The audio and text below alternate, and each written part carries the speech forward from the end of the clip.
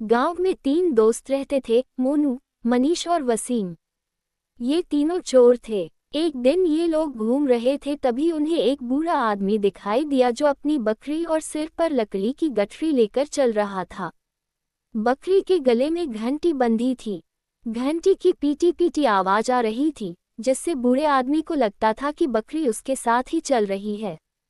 बकरी देखकर तीनों के मन में लालच जाग उठा और वे सोचने लगे कि बकरी कैसे चुरा ली जाए। दिन का समय था, इसलिए पकड़े जाने का डर भी था। तभी मनीष ने एक चाल चलने का सुझाव दिया। मनीष ने चुपके से बकरी के गले से घंटी खोलकर उस घंटी को लकड़ी की गठरी में बांध दिया और वे तीनों बकरी लेकर वहां से भाग निकले। बूढ़ा आदमी आगे आगे चल रहा था और घंटी की आवाज सुनकर उसे लगा कि बकरी उसके पास ही है, इसलिए वह देखा चलता रहा। थोड़ी दूर जाकर तीनों रुके। मोनू ने कहा, भूख लगी है, चलो ये बकरी पकाकर खा लेते हैं। तभी वसीम ने चिंता जताई, पर पखाने, नालियां साफ करने के लिए लकड़ी कहाँ से लाएंगे। मनीष और मोनू ने कहा कि कोई बात नहीं, तुम कुछ कर लो। वसीम ने झूठ मूठ कहा, अगर तुम कहो तो मैं लकड़ी ले आऊंगा। दोनों दोस्तों को वसीम की बात मजेदार लगी और वे हंसे। को पता चल जाएगा और पकड़े जाओगे। पर वसीम बेफिक्र था। वह बोला, चिंता मत करो, मैं जानता हूँ लकड़ी कैसे लेनी है। तुम दोनों यहीं रुको, कहकर वसीम वहां से भाग गया।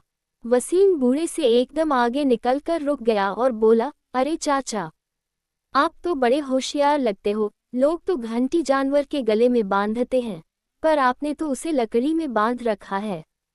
अच्छी बात है, घंटी की आवाज से मन भी लगा रहेगा।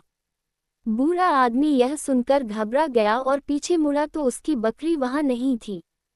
बूढ़ा आदमी ने कहा, बेटा, घंटी तो हमेशा बकरी के गले में रहती थी, लगता है किसी ने घंटी लकड़ी में बांध दी और बकरी चुरा ली। अगर तुम मेरी लकड़ी का ध्यान रखोगी तो मैं अपनी बकरी ढूंढ कर आता हूँ, शायद चोर अभी दूर न गए हों। वसीम ने तुरंत सहमति दे दी, हाँ चाचा, जाओ, मैं आपकी लकड़ी का ध्यान रखूंगा। बूढ़ा आदमी अपनी बकरी की तलाश में चला गया और वसीम ने मौका देखकर बूढ़े की लकड़ी उठा ली। वह भागकर मोनू और मनीष के पास गया और तीनों फिर से बकरी लेकर वहां से चले। बैगन टेक्नोलॉजिया टेक्नोलॉजिया